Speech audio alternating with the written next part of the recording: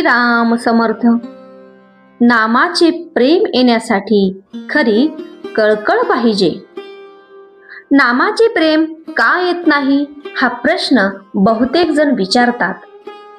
पण थोडासा विचार केला तर असे लक्षात येईल की हा प्रश्नच बरोबर नाही. मूल न झालेल्या बाईने मुलाचे प्रेम कसे येईल असे विचारण्यासारखा हा प्रश्न आहे. मूल झाले की प्रेम त्याच्या बरोबरच येत असते, तेव्हा मुलाचे प्रेम कसे येईल हा प्रश्न करण्याऐवजी मूल कसे होईल याचाच विचार करणे बरोबर ठरेल. आपण सुद्धा प्रश्न करायचाच असेल तर नामाचे प्रेम कसे येईल असा करण्याऐवजी मुखी नाम कसे येईल असा प्रश्न करणे बरोबर होईल. मुखी नाम यायला वास्तविक आडकाठी कोणाची आहे? दुसऱ्या कोणाचीही नसून आपली स्वतःचीच आहे. वास्तविक एकदा नाम घ्यायचे ठरवून सुरुवात केली की झाले. पण तसे होत नसेल तर दोष दुसऱ्या कोणाचा नसून आपला स्वतःचाच आहे. म्हणून नाम घेणे हे आपले काम आहे. मग त्याच्या पाठोपाठ येणे हा प्रेमाचा धर्मच आहे. जसे आईच्या बाबतीत मूल आणि प्रेमाचा पान्हा ही निराळी असू शकत नाहीत, तसे नाम आणि त्याचे प्रेम ही एकमेकांना सोडून राहू शकत नाहीत. ह्यावरून एक गोष्ट अशी ठरली की प्रेम का येत नाही याचे उत्तर आमच्या जवळच आहे, आणि ते म्हणजे नाम घेत नाही म्हणून.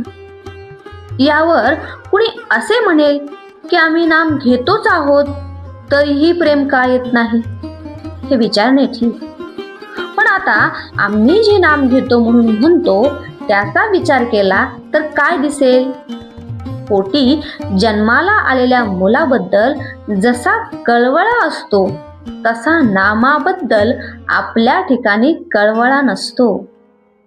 सर्व संतांनी किंवा आपल्या गुरुने नाम घ्यावे असे सांगितल्यामुळे आपण ते घेतो, किंवा दुसरे काही करायला नाही म्हणून घेतो, इतकेच.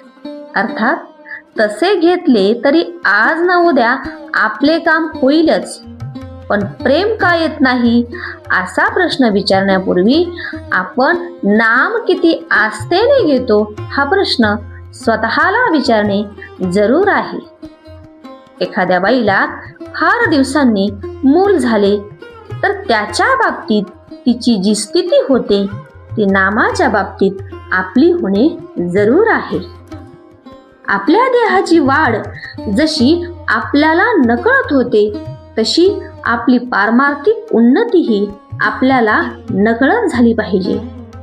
ती कळली तर सर्व फुकट जाण्याचा संभव असतो. परमार्थात मिळविण्यापेक्षा मिळविलेले टिकवणे हेच जास्त कठीण आहे.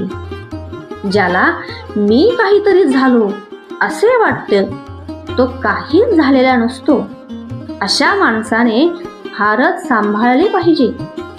भावार्थ, नवऱ्याला देव आवडत नाही म्हणून बायकोने नामस्मरण सोडण्याचे कारण नाही. तिने नाम घेतले तर धर्म सोडला असे न होता उलट संसार सुखाचा होईल. जय जय रघुवीर समर्थ.